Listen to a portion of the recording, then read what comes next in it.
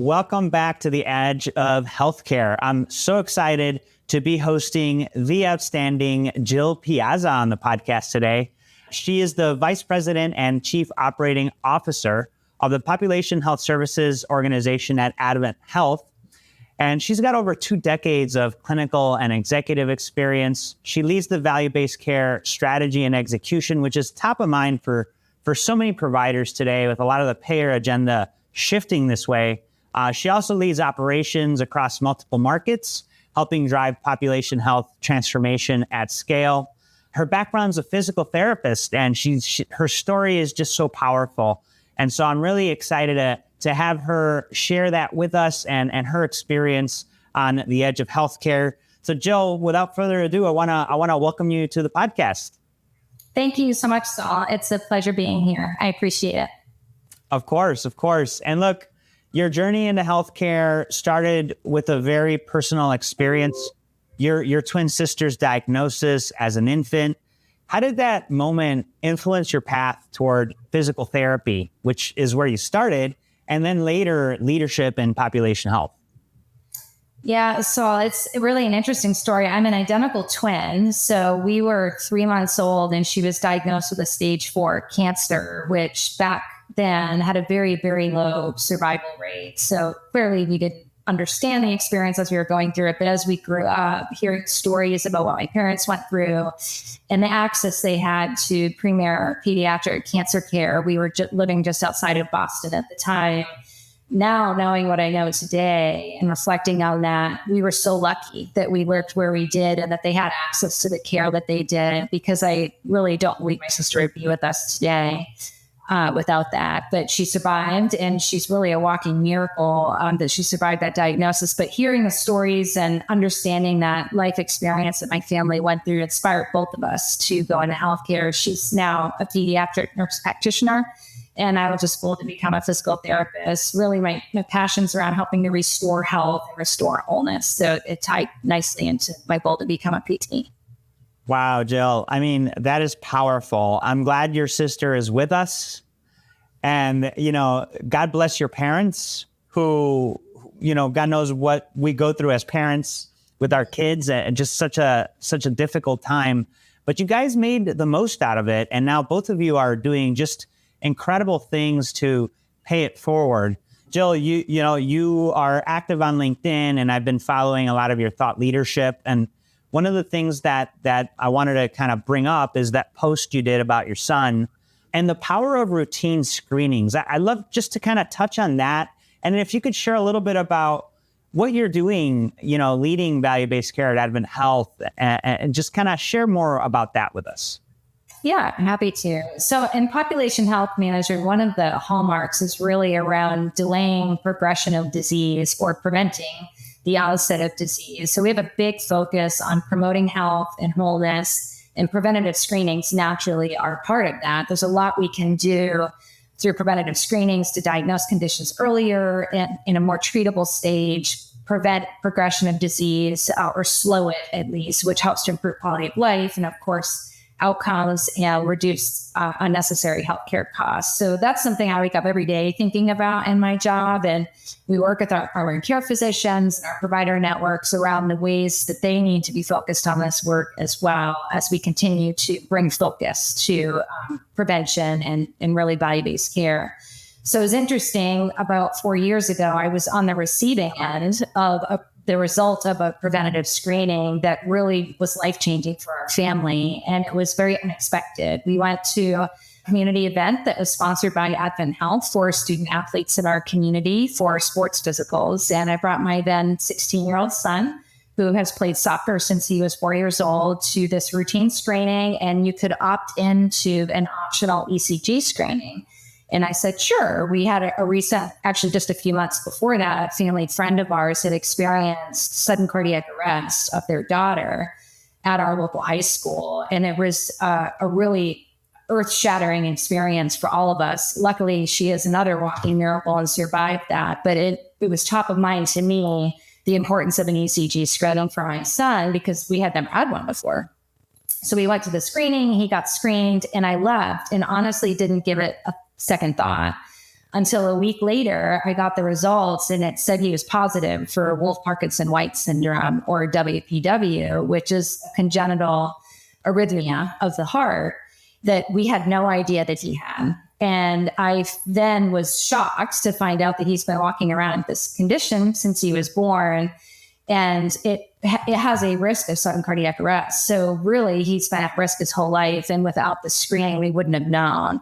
So we were able to access pediatric specialty care, and he ultimately had a cardiac ablation, which did cure him from it. And he returned to soccer, and he's now going into his junior year in college. And every day I'm very grateful for what that screening allowed us to access for his own care needs that we were previously unaware of. So it really just brought it home to me on what population health is truly about, and caring for our communities and identifying and preventing disease.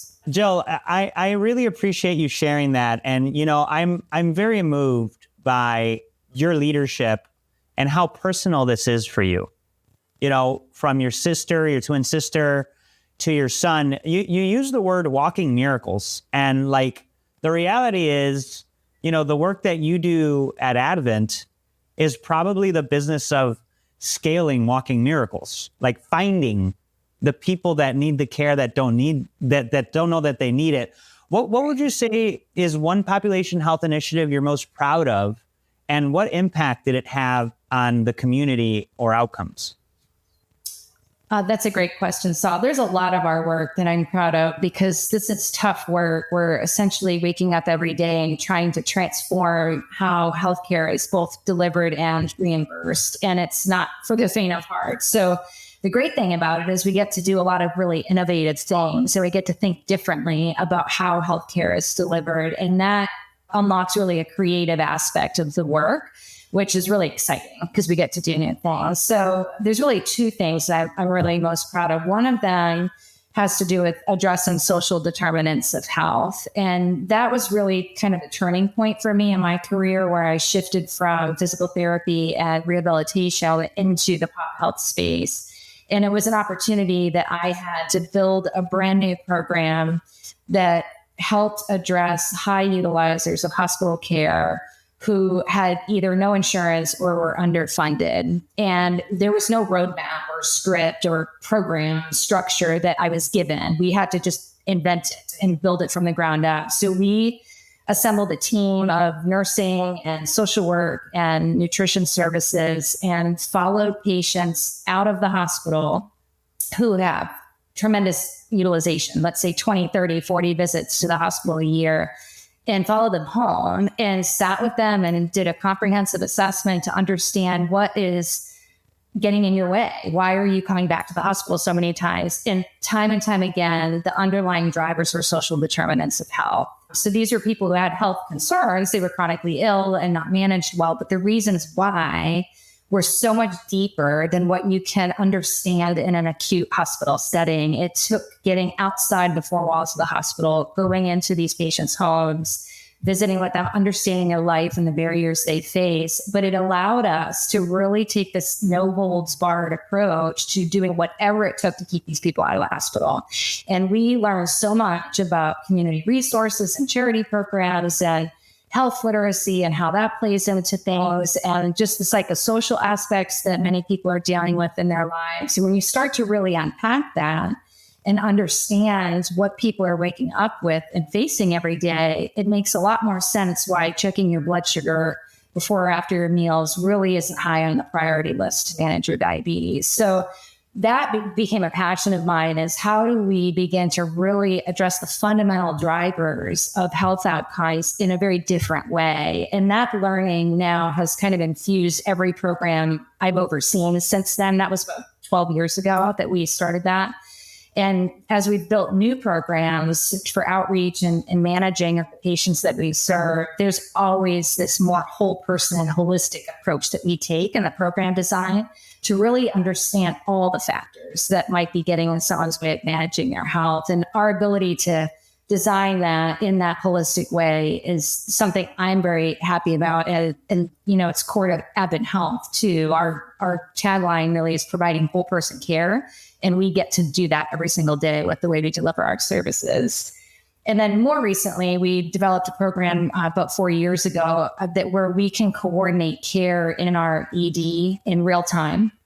And one of the problems we face, particularly in Central Florida, is patients tend to overutilize the emergency room for things that are not necessarily emergent conditions, meaning that they're showing up with things that could be treated in a primary care office. And oftentimes people delay care and end up in the emergency room, and the doctor's kind of on the fence about whether to admit them or not. And oftentimes we end up admitting patients to a hospital that could have been treated in another setting of care had additional care coordination or resources been available in that moment. So that's what this program does. We identify patients who are in an emergency room who are likely going to be admitted. And I have a team of nurses and social workers who are able to intervene in real time and get that patient connected to care in the most appropriate setting. So we may be able to do a same day primary care appointment. We can deploy home-based urgent care services to their house. We can get them in to see a specialist or arrange for home care or things like that. We really kind of have this big toolbox of options available to us. And every time we avoid an admission that wasn't necessary, the patient wins because they're getting care delivered to them in a more appropriate setting and avoiding an inpatient hospital stay. The provider on the ED is happy because they didn't really want to admit the patient to begin with, but really didn't have a lot of other resources in that emergent acute care setting to help. And then we can follow the patient through the continuum of care and make sure they're getting connected back to primary care. We're educating them along the way. So it's really kind of a win-win. And we've seen such great outcomes from that program as well. So those are probably the two biggest things I'm quite proud of. Yeah, no, I love that. And, this topic of social determinants of health is very real, right? It's not just soft. It's really concrete things that we can pay attention to. And in your view, what's a good way to scale these types of insights and stay, deeply connected with the people that need it? Yeah, and that was probably one of the biggest challenges I think we face within my work, because we're trying to transform from a fee-for-service driven model into a more value-focused or value-based model of reimbursement to allow us to provide better care to the populations that we serve. So in fee-for-service medicine, addressing social determinants of health was never really a standard part of the care model because it wasn't a billable service. It wasn't something you to get reimbursed for. So it just wasn't in the realm of the standard of care. So trying to get it integrated into the standard primary care model, in my opinion, is the most scalable way to do that. So you have a relationship with your primary care physician, and having a standard step in the assessment process of understanding what social determinants might be factors in that patient's life, and then incorporating that into their primary care plan, to me, is the best first step. And then we need to rethink the team-based model within primary care and what resources are then available to support those patients and address those needs. And I think if we invest in that, we'll see the downstream benefits of reduced unnecessary ED visits, reduced admissions, which ultimately will help to reduce healthcare costs and improve the outcomes of the patients that we're responsible for. Yeah, no, thanks, Jill. That's fantastic. I love that. Start at that primary care layer. It's where a lot of things could get captured and we could be proactive about. Remind me, Jill, does AdventHealth also have a health plan or not? We are a self-funded employer, so we administer our own employee health plan, but we do not have a branded healthcare product that we own. Got it. Got it. That's what I thought. I wasn't sure, but yes, from a self-funded employer plan perspective, like critical, right? Yes. In a big way. Yeah. Love that. I want to shift a bit here for all the women listening, and actually also men in hiring roles. I've always said that, we need more women leaders in healthcare. And so healthcare will be better if we hire more women in leadership roles. As a woman who trained at an all-women's college and now leads a large-scale health operation, what have been your biggest lessons or challenges as a leader in healthcare? I think for me, it's been really personal. And now I've started to identify with other women leaders who have similar themes as me. And I did go to an all-women's college. So I think the education I experienced when I was in college helps to empower the way I think about what's possible. And it probably unlocked certain aspirations that I maybe wouldn't have had I not gone to a women's college. So in those formative years, that was helpful for me because it kind of laid that foundation. But I do know I do this myself, is we tend to doubt our capabilities until we've proven to ourselves that we can do the thing. So I think being more open to what we have the potential to do as we continue to grow in our careers will help eliminate some of the maybe fear or doubt that we have in our ability to become leaders or grow in leadership. I just know that's a tendency of myself, and I have heard that resonated in other women leaders, that we just tend to doubt we doubt what we're capable of until we have shown that we can do it. Really, I think flipping that script for ourselves is probably the biggest lesson that I've had, and just being more open-minded to what opportunities are presenting themselves to us, because if you're presented with an opportunity, clearly somebody knows that you're capable of doing what they're asking you to do. Yeah, I think that's such a great tip there, Jill, and one that I think is worth really believing from somebody that's in a leadership seat that's been through it. And what about the other side of it? There's also a lot of clinicians starting to look at leadership roles, which is another critical piece, right? Keeping that clinical perspective in the leadership in the boardroom. What's one piece of advice you want to give them? That maybe you wish somebody had given you earlier in your career? I think as a clinician who became a leader, one of the things I try to maintain is like staying grounded in the work we do at the front line. So as a leader, I try to make sure that I'm still doing that. And it's harder as you move up in leadership because you get further and further away from the front line. But I don't think that's something we should lose sight of, because everything that we're doing every day is impacting the patients that we serve. So I actually just recently listened to a recorded phone call where one of our care managers was helping one of our patients navigate the healthcare system to find and schedule an appointment with a primary care physician to avoid an ED visit. And it was a 20-minute long call. And I listened to the entire call because there were probably 6 different instances during that call where this healthcare coordinator that's on our team encountered a barrier to trying to get this patient scheduled for a primary care appointment. And time again, she overcame those barriers. So it just reminded me how difficult our job is sometimes. And we can lose sight of that in leadership, where we have these people on the front lines every single day trying to help our patients access the care they need. And if we don't deeply understand seemingly small barriers and work to resolve those, we'll never get ahead of the things that we're trying to fix in healthcare. So it was just a great reminder to me, and reminded me that I need to really stay connected to the work that our teams are doing on the front lines. That's awesome. Yeah. Oh, no, go for it. Yeah, please. I think it's great. So as far as advice or what I wish somebody had told me early is, I tend to be a planner. I mean, I love being spontaneous in my personal life, but with work, I like to have a plan, and I like to stick to the plan, and I like to measure the output or the outcomes of that plan. But now that I've assigned college, who's getting ready to launch this career in a couple of years, I'm now reminded that I did have a plan back then to be a physical therapist. That's why I went to graduate school and started working in PT. Never in a million years did I imagine that I would be working in a field that I technically did not go to school for. So I think I wish someone back then had told me to be open to the journey and just focus on that first door opening and looking to see where it takes you. And finding your passion can lead you down a road that you never dreamed for yourself. And these are conversations I'm having today now with my son, who is worried because he doesn't know what he wants to do. And he knows the area he's majoring in, but he can't see, like, what is he going to do in his career? And I told him, you don't need to know that right now.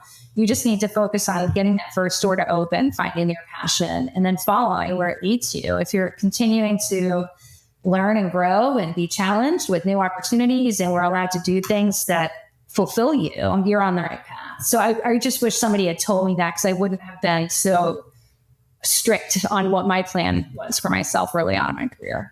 I love that. What a great piece of advice for all of us to heed. And it's never too late in your career to make a shift if something's calling you. So I think a great call there from Jill. she's done it. Maybe you haven't thought about that for yourself. And now that there's an opportunity, it's not too late for you to think about that thing that's been calling you. Maybe you should answer it. Good advice, Saul. Hey, it's yours. I'm reiterating it, Jill. So certainly, wow, what an incredible opportunity, Jill, to connect with you. I really want to, first of all, just say thank you for spending the time to share your story, the personal motivations behind why you do what you do, the movement that you've started there at Advent with the value-based care, to, kind of what you've got going on in your career. What closing thought would you leave our listeners and viewers with as we close today? That's a great question. I guess be open to the journey. And, if you have a deep understanding of your why and you're following that, you can't go wrong. Love that, Jill. There you have it, folks. Know your why. Just been such an incredible opportunity to connect with Jill Piazza. She's the Vice President and Chief Operating Officer of the Population Health Services Organization at AdventHealth. Thank you all for tuning in. Check out the show notes for ways to get in touch and learn more about Jill. She's just an incredible leader that I really, really think everybody should follow. Jill, thanks for being with us. Thank you, Saul. It's been a pleasure.